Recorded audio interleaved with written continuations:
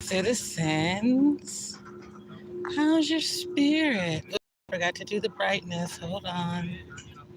You would think that I would remember better than I do, but forgive me. So, um, it's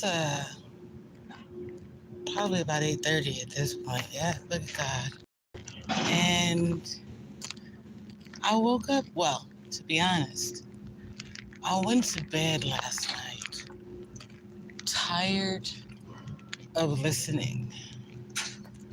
Like, I spent the morning yesterday actively engaged in a 2 hour conversation. And then the afternoon, I spent 2.5 hours semi actively listening. And it was fatiguing. So by the time that I went to bed, I was just like, I'm tired of peopling. And y'all know I do that from time to time. So in some ways, I suppose today is no different, except I've chosen to take it slow. I'm not speed walking anywhere. It's less than 90 degrees this morning, and there's a breeze. So I feel comfortable walking slowly to where I'm going. And it's really just something that I've been thinking about, since the job interview, what I feel comfortable doing. I feel comfortable in volunteer and community service. It's a passion. It's something that I enjoy, being there for people and seeing them on their journey. You know what I mean? Yet more than anything, I really do enjoy creating, putting my passion, oh, I'm sorry, y'all, into purpose. I'm walking by a salvage yard. So putting my passions into purpose spontaneously or instantly, immediately. When it comes to me, I'm ready to go, Like when I do a live stream, it's this conversation between me and God and spirit, and then I'm ready to get it done. I want to, have the conversation and then, get the feedback and that thing. It's not really a dialogue, I suppose, since it's me doing the talking and reading the comments and interacting with what commenters have to say. But I realize, it's in itself calming. It's peaceful. It's, in some ways, a way to communicate without engaging. And that's not to say I don't value others' perspectives, because, like I said, I enjoy the comments, that back and forth. I wanted,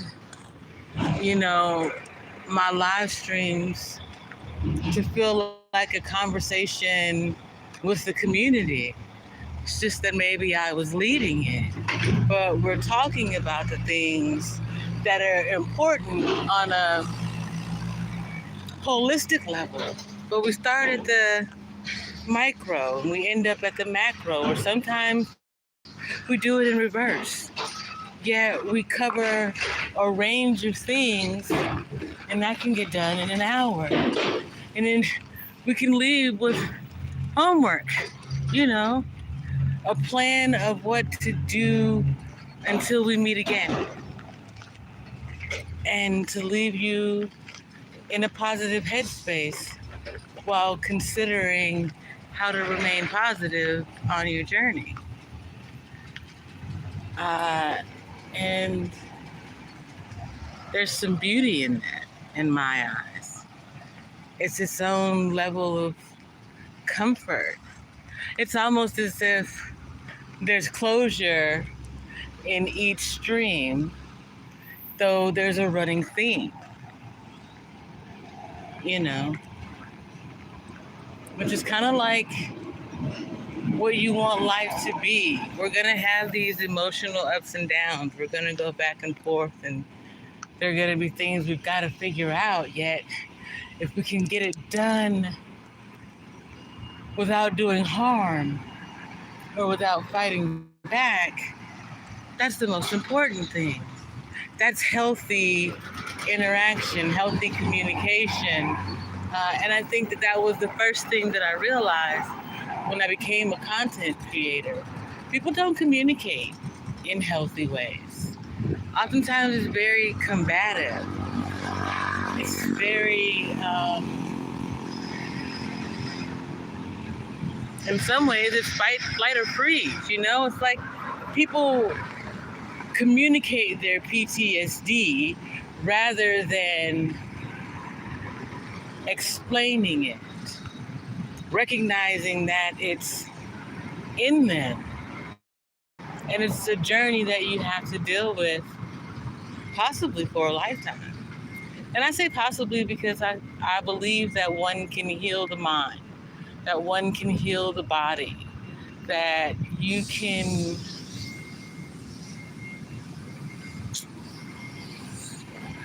love yourself enough to heal yourself,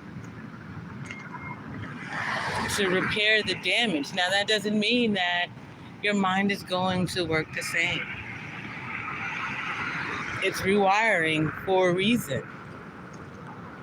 Yet you can learn to use that rewiring to your benefit. You can turn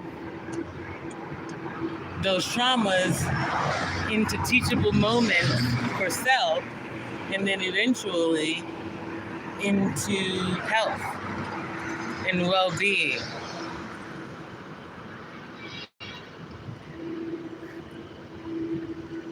I realized, I said before, that I had to go through this thing so I could witness it, experience it, and then testify to it. How it changed me, or if it didn't, or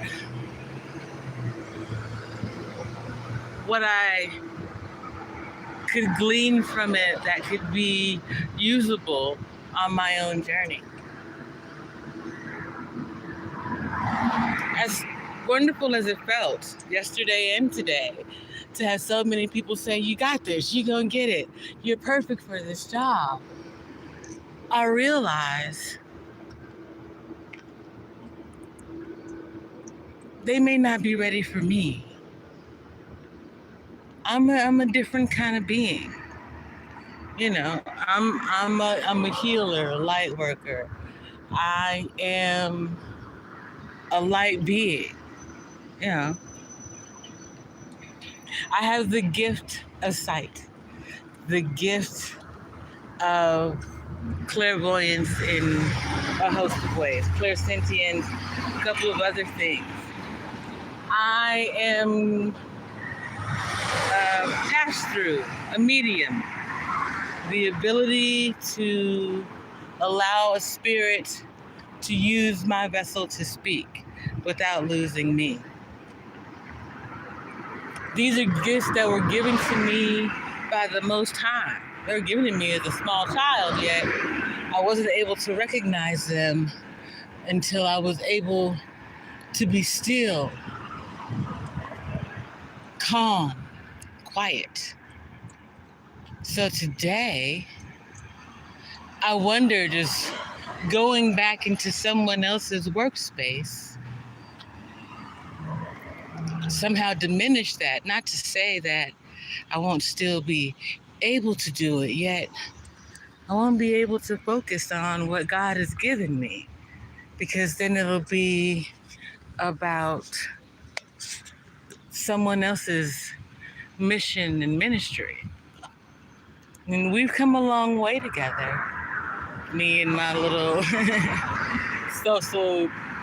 social media spiritual conglomerate, or whatever you want to call it. Hey, Matriarch, how's your spirit?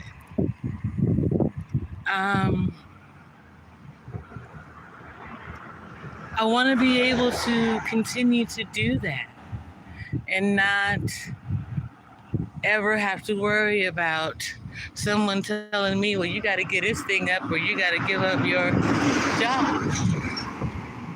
I've worked hard for this freedom and I won't be boxed in.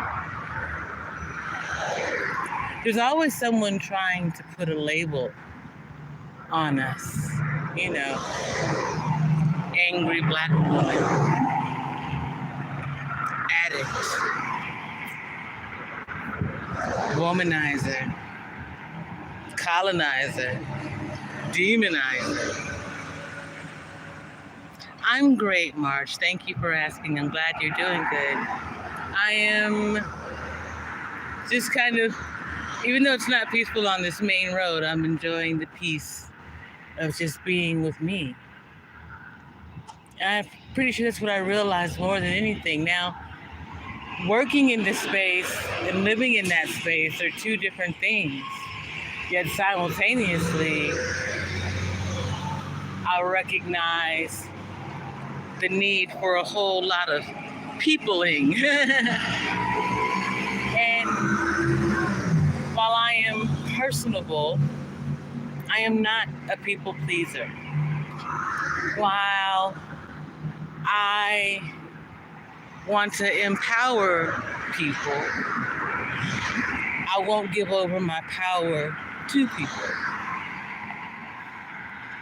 And it's that thing. Like, listening to the conversation yesterday, it sounds like, all right, yeah, that's great. It's going to work out perfectly. And yet, you know, living in the space and experiencing the people and the way that they move and recognizing their stress level, I'm like, does the culture really align with the mission? March, I had a successful first interview and I am waiting to hear back about a second. So I am consciously moving on in my journey. I know that God's got me, so I don't worry about anything. I am at peace with whatever He places upon me. And I'm saying all that to say, as much as I really want the job, and I'm a great fit for it, I really want to do me, unencumbered, not hindered by someone else trying to manage my time. It's ironic because what I believe and what I recognize is the culture on the ground is the culture in the office. And that makes sense. You know, the way that people move on the middle management level, and even at the director level. So I would be at the management level, not middle, yet not a director. So like, I don't know, what do you call it? Like, I'll have someone that I report to, and yet I'll be in charge of a team of basically middle managers. And that's kind of funny because I really believe that it's time that we do away with middle management. And by that I mean the paper pushers, the people tracking people rather than, I don't know, tracking donations and helping people meet their obligations without putting more pressure on them. That part. Well, you know, March, I'll leave it up to God, right? And there's this sense that he's going to tell me I have to choose between working for someone and being a beacon of my own. And either whichever one I choose is going to work out, you know?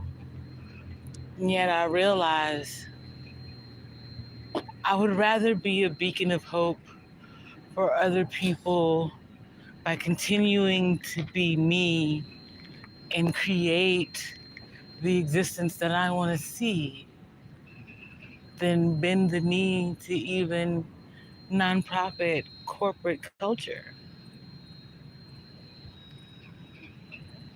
And there's this expectation of sorts. I believe in almost everything that they believe in, except two things. I do not believe in Bible thumping. And I believe that cannabis is a sustainable solution to many a problem, including financial insecurity. Would you stop calling on your classmates, March? I hadn't told you about this. You're so bad. Sister Enage is probably somewhere driving on a call or doing some exercise, and Matriarch has a pass. Why you all up in the business? But even that, like, I don't wait to create content until someone shows up. I create sustainable content. You miss playing with your friends in class. That's so cute, Mark Harris. It was my goal from the very beginning. One, like I said, I knew I was leaving my legacy. I was dying, and I didn't want my children to not know me and have other people tell my story in the way that other people had to tell me about my mother, and it was through their lens and not my mother's. So I don't want that. You know what I mean? So that's why I started creating content in the beginning. And then I created content that the manosphere could get behind because it was about being a traditional mother, a traditional wife, and how that impacted my life. The blessings that it bestowed upon me, um, along with the generational curses that I had to break. Marge, well, if it feels lonely without your classmates, then I'm not doing my content right. You're supposed to be focusing on the information, not playing in class. Get your act right. And then came the cyberbullying and cyber stalking and all those weird things. And it brought back or to the forefront the memories that I had repressed, the things that I had not allowed my children to witness, but they too had happened to me. I had experienced those things, and so it was time for me to share. So in real time, as I was being bullied and stalked, I shared my history and the reason why those things didn't faze me and my ability to keep going despite such terrible things. I always wanted my children to know you can achieve anything as long as you keep going, as long as you try. It's never too late to get started, even today. I believe that, March Harris. You really trying to pull in the second hour in the first 20 minutes. It's kind of amazing. I've been walking for 20 minutes and I'm sweaty, but I'm not out of breath. And I'm at peace and just happy to be in this moment, away from the people, places, and things that I interact with every day. That's what I want to bring forward for my cousin DeMario's children and homeless children, and the children of disabled veterans, and the children of those who are in the throes of mental illness because they are often overlooked,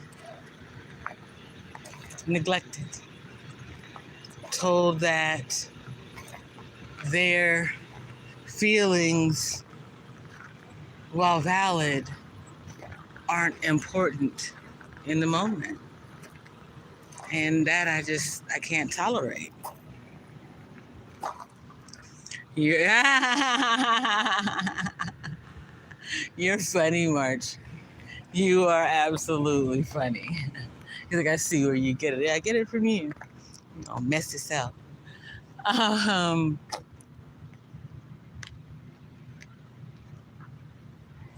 I want them to be able to come out and let's just pause for a minute. Listen.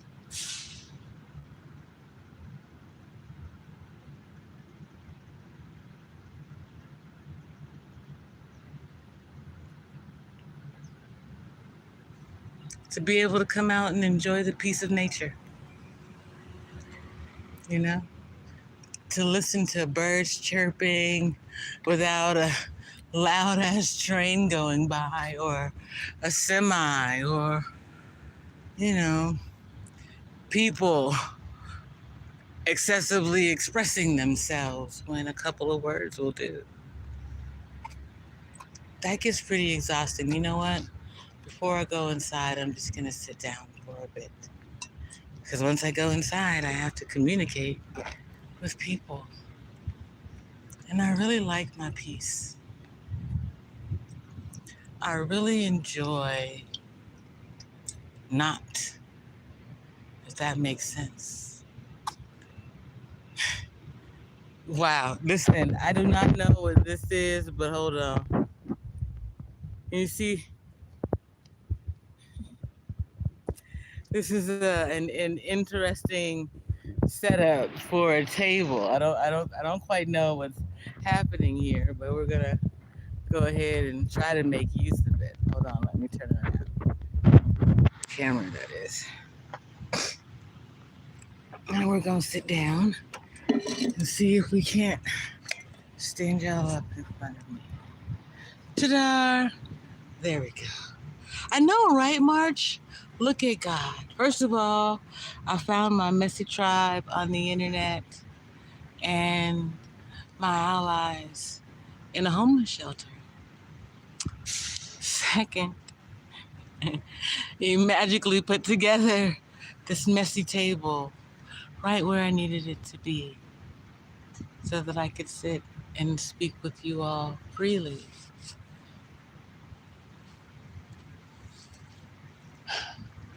There's a song by Beyonce, you know, the that can never take my power, blah, blah, blah, blah, blah. And yeah, you can fuss at me for smoking. I'm working on it. I really believe that once I'm completely out of the way of people being in my face, which was the case when I quit smoking in January, I will once again quit smoking. I will never give up cannabis for the long haul.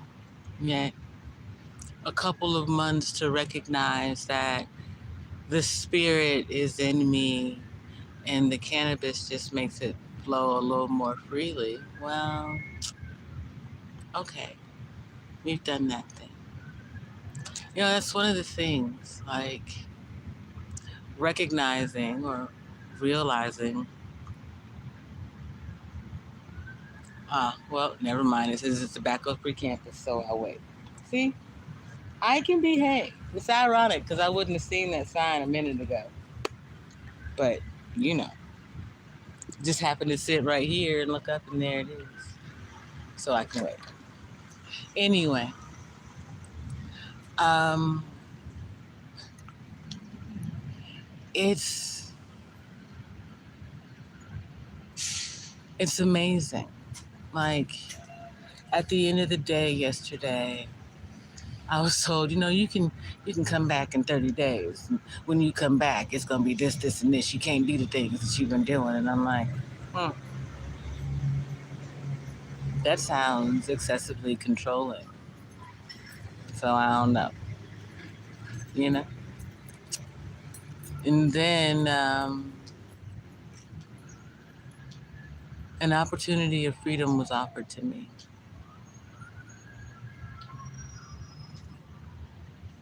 and I have pondered it in my mind and rationalized the benefits, the brilliance in it if done correctly. Thank you, March Harris, for hitting the like button. By the way, y'all do that YouTubing thing for me. I've once again been considering leaving YouTube. You see, finally, some of the larger content creators are experiencing what it is to be shadow banned and blocked, and not the popular ones. Not the um, well-known name ones, but those who are great content creators who are being silenced because of their blackness and willingness to empower the people. Just keep trying to remind people there are more of us than there are of them. Should we all jump ship and let this be a mayonnaise meat fest? They'll have to come to the table, you know? And everybody doesn't see it that way. As long as they can make their money, sometimes that's all that matters. I'm not saying all the time. Sometimes.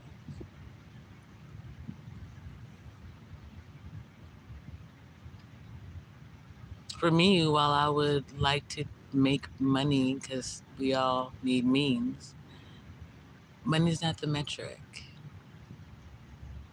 Money doesn't move me. It doesn't inspire me.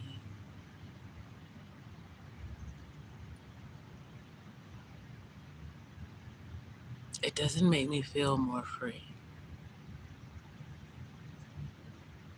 Money's the means to being able to create things, though.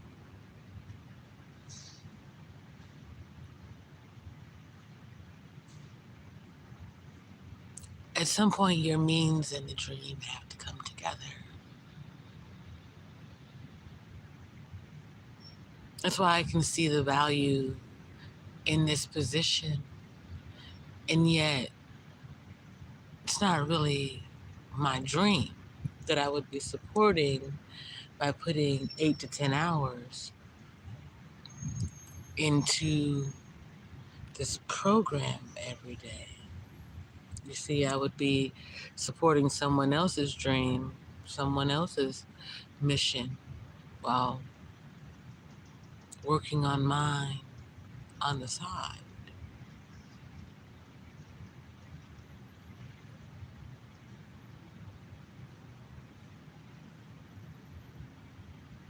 I'm not sure I believe that anyone's dream should be a side hustle.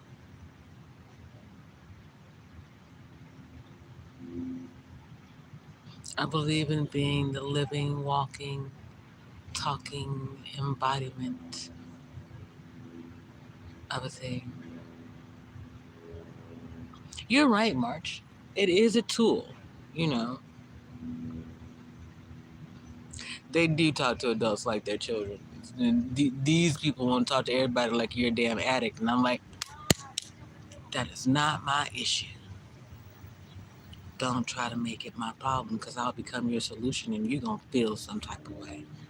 And I'm going to play in your face. But anyway, it's a tool, because while working there, I'll be working alongside directors.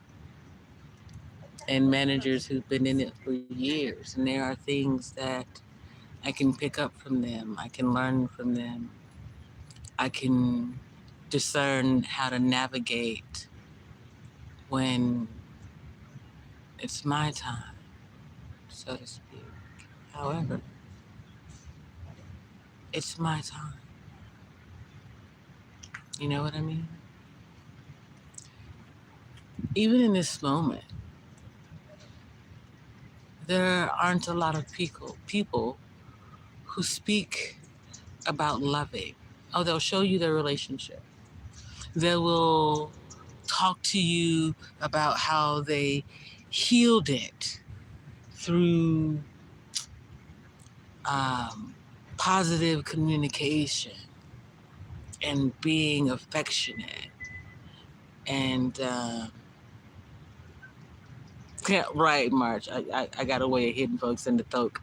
Even in these live streams, when no one's present, somehow they still feel it. And I thank God for that.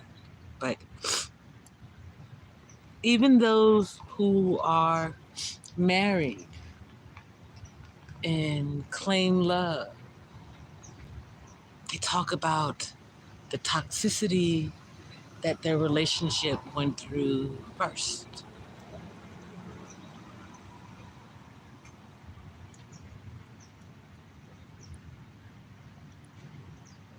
I believe that if there aren't already, there can be relationships that never experience that thing. That can speak to how, from day one and every day, they communicate honestly. Thank you, March. It's just that glary thing that bothers me. Plus, I've been sweating, so, you know. But I love my glasses. I think that in my eyes, my glasses, it says, I love your glasses, JP. Um, in my eyes, my glasses are an homage to allowing my inner autistic child to run free, you know, because she didn't for a while. Like when I was going through the out of body experiences, I got to meet my inner child, and she's super cute. This little 6-year old girl. I remember when she wanted to be a teacher and a ballerina.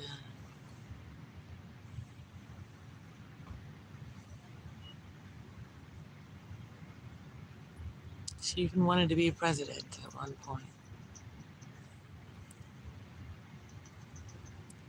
So in my 40s, I had to heal my inner child, really my inner children, the 6-year-old me, the 13-year-old me that lost what I thought was my first love,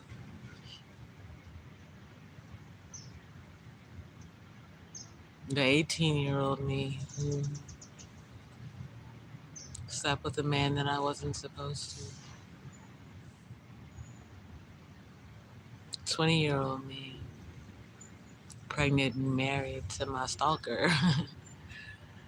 You know, those are all parts of me.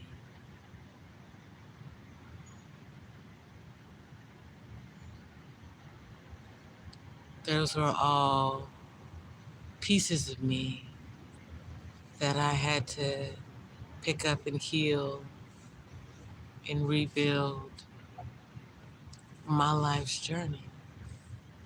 And in that, I found my calling, my purpose, my destiny. I don't want Demario's children to have to wait that long, or anybody's child for that matter. They're simply a representation of all of them because they are where I first witnessed it.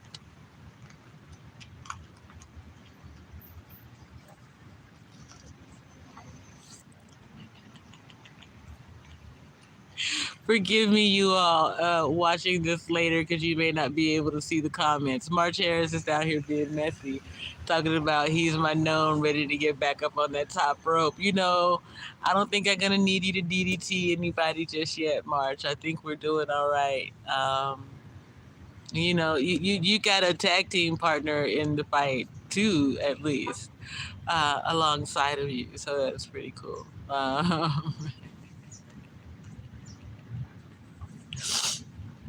But I even remember that part, Mark, like being a little girl watching wrestling with my godparents. I was looking at it from the start, like, well, this ain't real, but they were so entertained by it. And seeing them interact gave me joy. I love seeing Black Boy Joy. I love seeing little girls at play, ballerinas in the making. I want them to be able to have those things and live out their dreams, and that's being taken from them at earlier and earlier ages. Every year that the collective gives over power to the elite.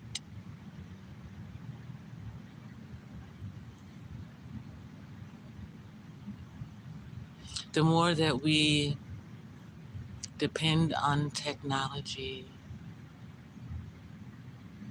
the more our children become accustomed, almost addicted to it. The more that we interact with technology, the more adults become addicted to it. And they forget how to just enjoy the peace. March says no, on standby. I got you. I know exactly where to find you when the time comes. But hopefully my allies won't have to fight. We can all take part in reunification and building and healing and doing away with the demeaning things that we call life.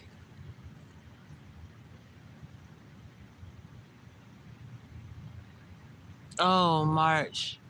I got so distracted the other day by this piece of children at play. It was this very cute interaction between the youngest of gentlemen inside of the facility. They're between the ages of I would say 4 and 6, and one of them had a big old dump truck and another smaller like boulder carrying type thing, one of those with a basket on it, and he didn't want to share with the other two little gentlemen, but the other two little gentlemen had toys of their own as well. Well, one did. The other one was fascinated by playing in the dirt and the sand and the water and whatnot. And so he was like, no, I'm not going to share. No sharing. And he went and sat off in a pit by himself. But then he looked back and he saw this child. And he was like, ooh, I like what you got. And the other child was like, well, all right, I like what you got. And I watched these children without words figure out how to communicate and share. And all three were able to take turns sharing and playing and enjoying being in the dirt with their trucks and rocks and things. I realized that we take that away from them sometimes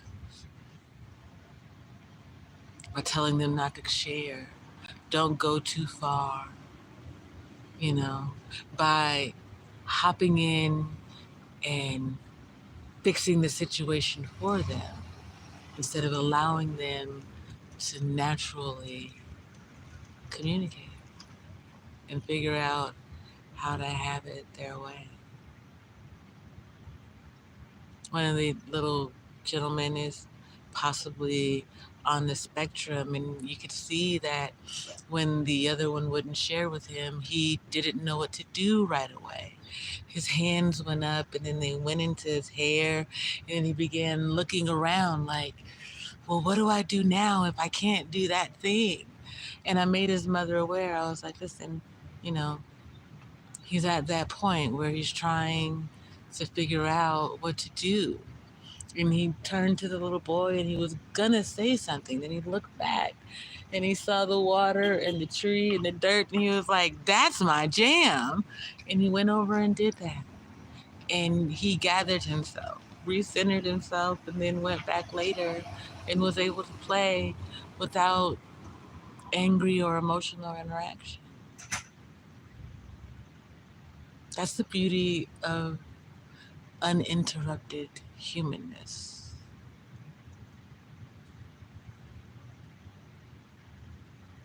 When we're allowed to find our own way in a safe environment, it's how children remain innocent and become innocent adults who seek first to do no harm because they know how damaging harm can be.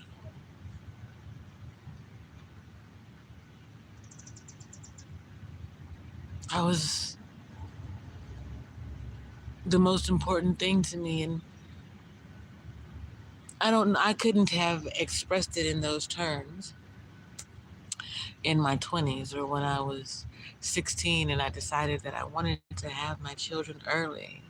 It was simply a matter of looking at my friend's family and home dynamic with her parents being nearly 35, 40 years older than her, and my home dynamic with my parents being maybe 20 years older than me. My parents certainly did not protect my innocence. I wouldn't tell you that lie. Yet they played with us. They took us on these somehow magical journeys in humanness just by being present and a part of our lives. Mark says he remembers dump trucks and GI Joes. I do too, Mark. I was that little girl in her Sunday dress playing marbles in the back of the church with the boys. You know, that was one of my favorite things. And you're correct, Mark. Creative problem solving. He was able to do that on his own.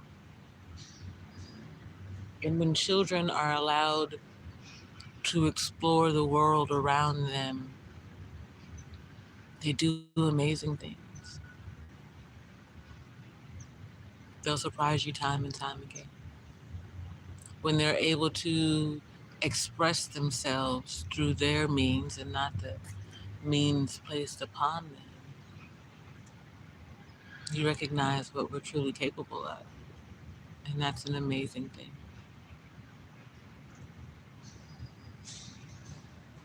I suppose that's the thing that I seek.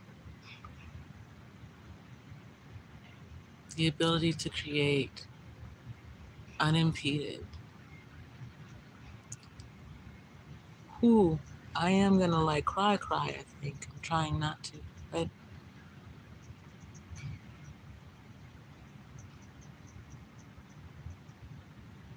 the ability to create without someone trying to stop my flow, without someone trying to steal from me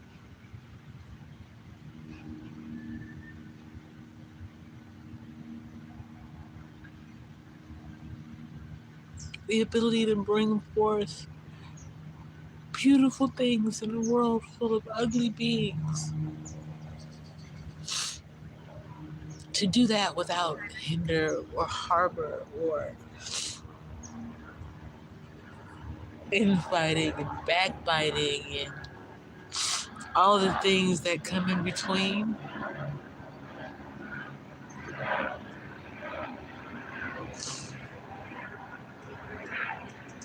to build that pillar, to be that beacon for other beings who want to do that thing, to know they can do it successfully.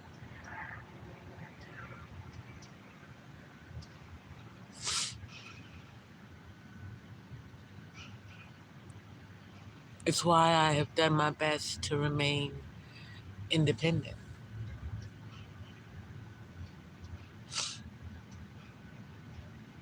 And as an adult, I believe that, and I don't mean to say I believe, um, as an adult, it is placed upon me that the way to be independent is to go to work and make money. And eventually you'll have financial freedom and you'll be able to be independent and do your own thing.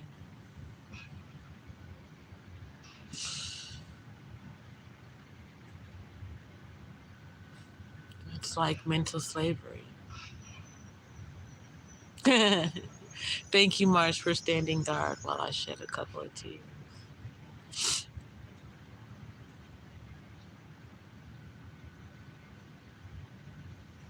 For all the things that people have done to me in this last couple of years,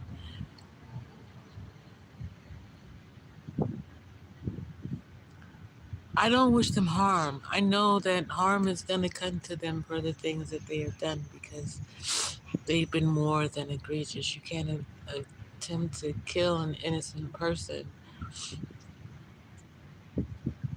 even a guilty one, I suppose, and believe that there won't be consequences. I mean, listen, Cain killed Abel, and a mark was placed upon him so that no one else could murder him. And he was forced to wander. That's its own level of punishment. Being forced to wander the world, knowing the egregious thing that you have done,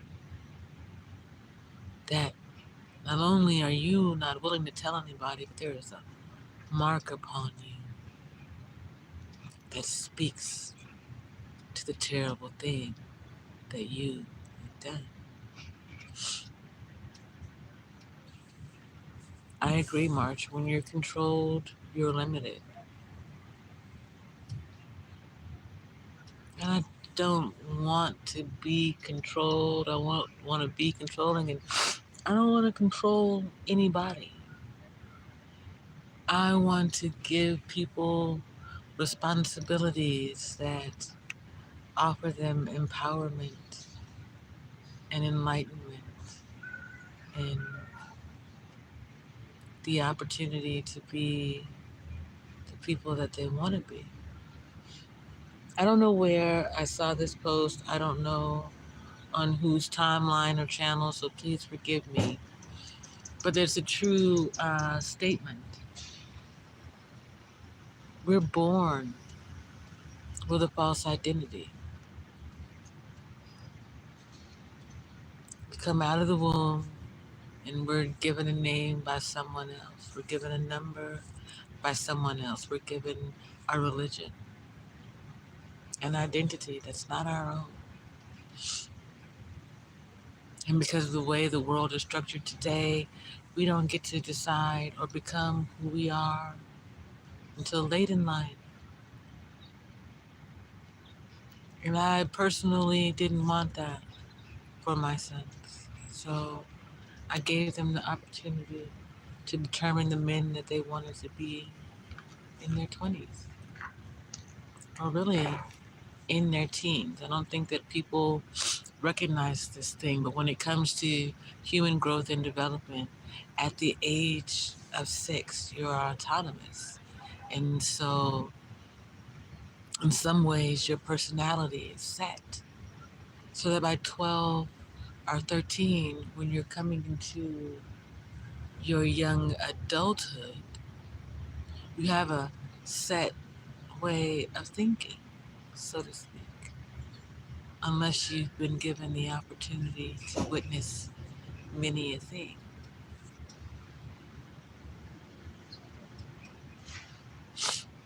Um,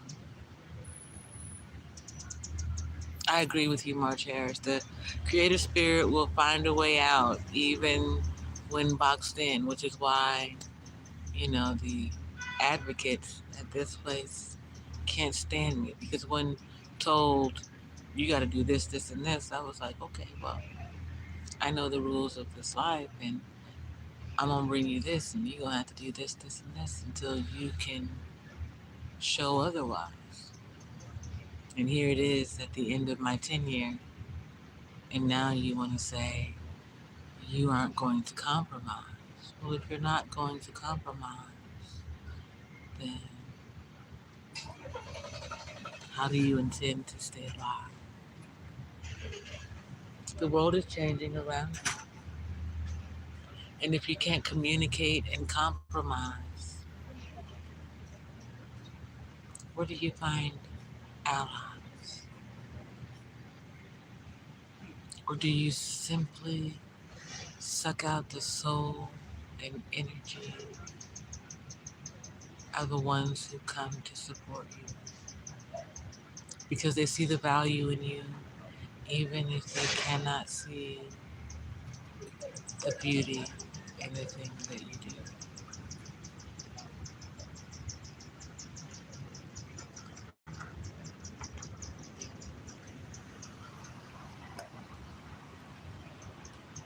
Just this alone has been an amazing morning.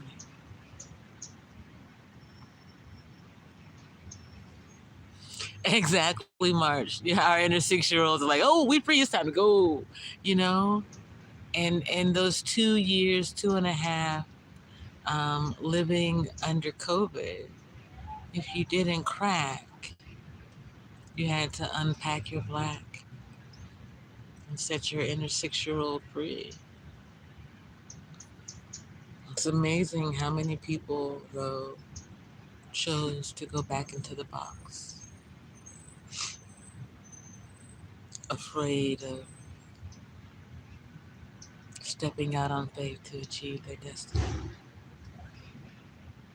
As soon as they could, or they were told to, they went back to work for someone else. They put their hopes and aspirations on the back burner.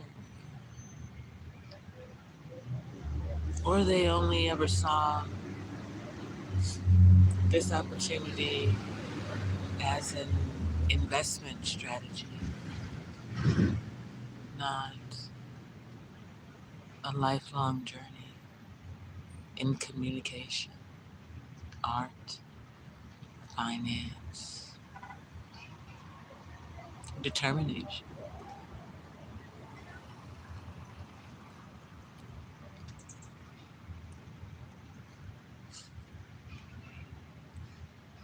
Someone asked me the other day, why do you always walk like your booty got somewhere to be? My first response, I just got this booty. I don't even know how it looked when it be doing what it do. That's one. But two, I'm absolutely thankful to be walking and talking of my own volition, to have survived death and poisoning and betrayal. The shit sounds like a royal historical romance novel in a way.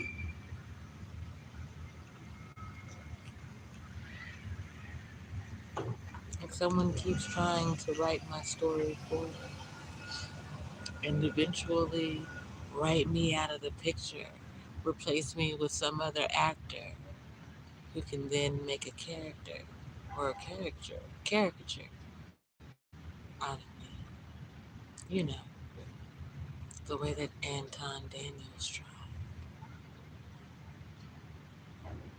creating these fake JP pages, these fake JP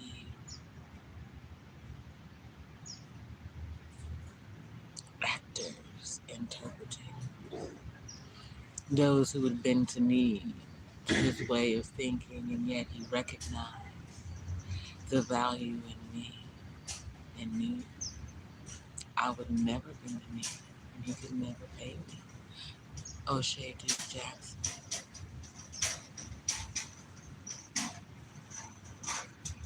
the toe cracker,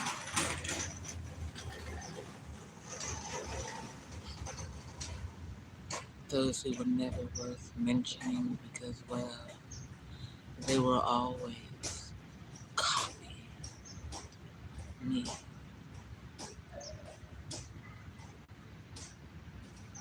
Even today, you can't help yourself. You recognize the value in me and what I'm saying. You go on to create live stream shorts, videos, and all kinds of things. But your inner you comes out because you've yet to do the work. And even when you do, you cannot be another human being. Shut up, March Harris. Talk about booty has a mind of its own.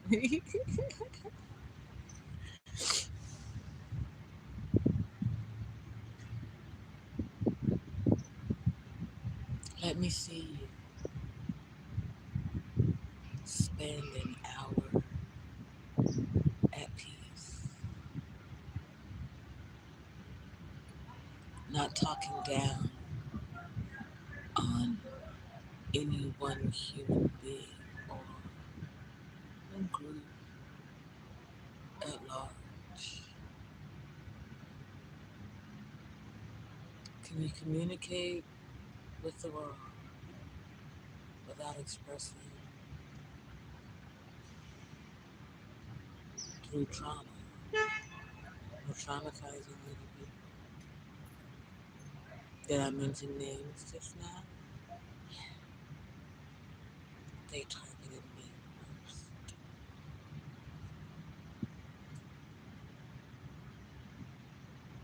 They attempted to make a monster out of me.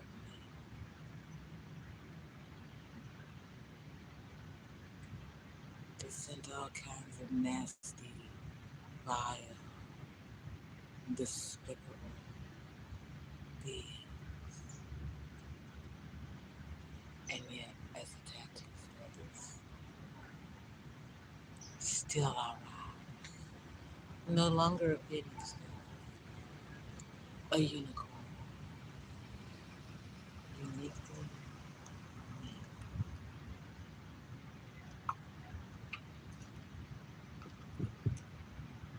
Someone, something, no man can destroy.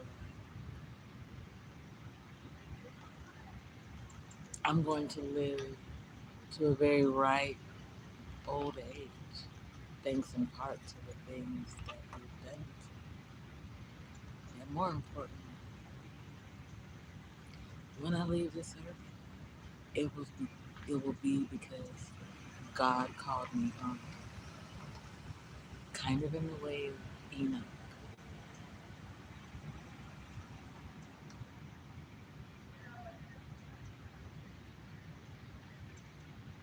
Unless I choose, of course, to lay this vessel to rest on my tomb.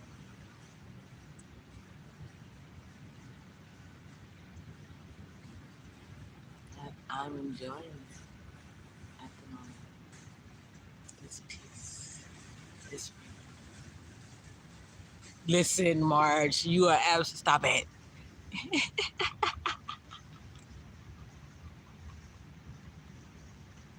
I do see your comment, March. You are very messy. Yes, it took me 47 years to grow this behind. I'm a late bloomer, and I'm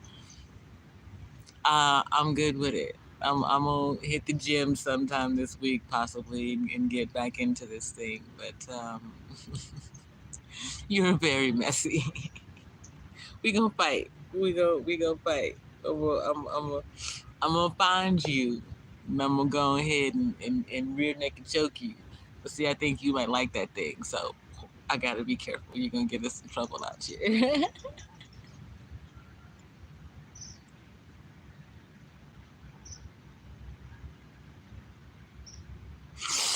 Oh Lord, we are technically into the second hour, and Mark is talking about my butt. We better go before we get us all in trouble. Amazingly, my phone is not on fire because we've been sitting in the shade for a bit. Um, Yet I need to go inside and pick up the things I need, and then decide what I want to do next. What's the time?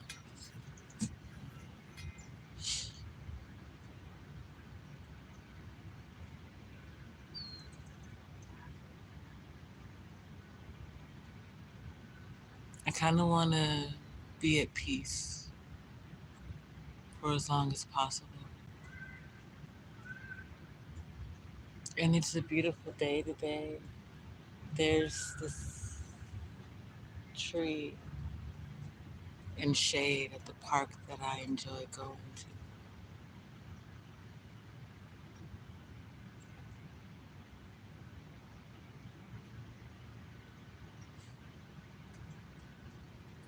I don't know. I'm in the mood for some southern hospitality, yet that ain't gonna happen too soon. Uh, so I don't know. It's about another 20-minute walk. Good morning. How are you? Great. Fantastic. I see, but you're working on it. um, it's like a 20-minute walk from here to the park. Another 5 to 10 to get something to eat. Good morning. Yet I'm enjoying my peace and the joy in the journey. Working on my legs and thighs and buns by walking around Tucson, so to speak. So you never know. Y'all might get a second live stream out of me this morning. Because I'll be honest, I have no intention of bending the knee.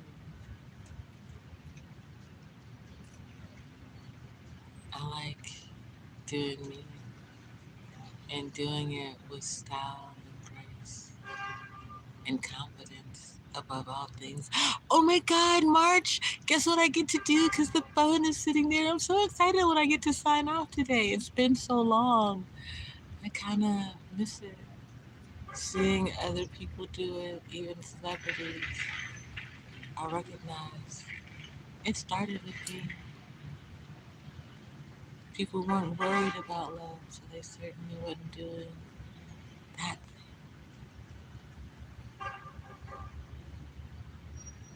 I really wish those of you who have the means and want to work with me would come forward and speak your truth and reach out to me.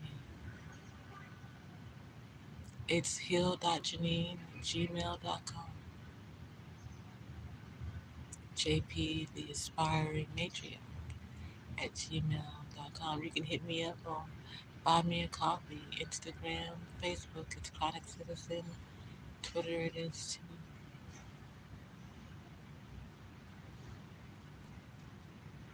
I don't chase anything